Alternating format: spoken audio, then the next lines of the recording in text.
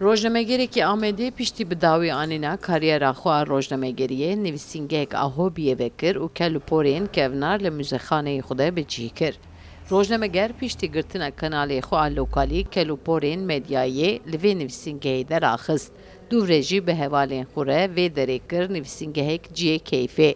Paşî heval û nasên wî jî alavên kevnar diyariyê wî kirin û niha ciyê wî bûye weka mûzexaneyek.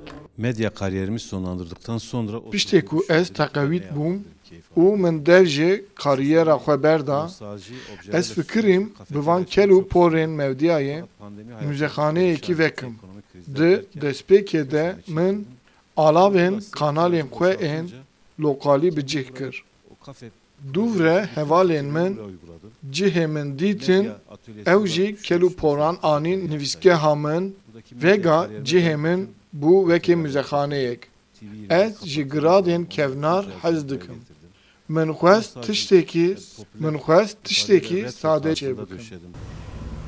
Di mûzexaneyê de mirov ji kamera û cihazên kevnar ên çapemeniyê bigirin heta rojname û kovarên kevin, wêneyên navdarên Amedê û Tirkiyeyê, radyo, teyp, pelîstokên zaroktiya wî, odeyên kevnar û her wekî din dikare bibîne.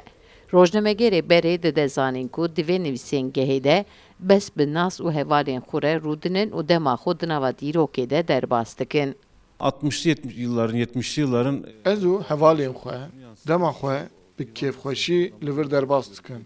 Zor kel û pêl hene. Kel û porên ên kevnar, ên dapîr û bapîrên me jî hene. Wêneyên bajarê Amedê, ên hunermend, aktör, rojnamegerên, şahsiyetên navdar ên Tirkiye, ên nê di jiyanê de nê an jî di jîn jî hene. Wêneyên min û kesên navdar jî min nîşan daye. Kel û porên temenên wan ên bi sed salan jî hene.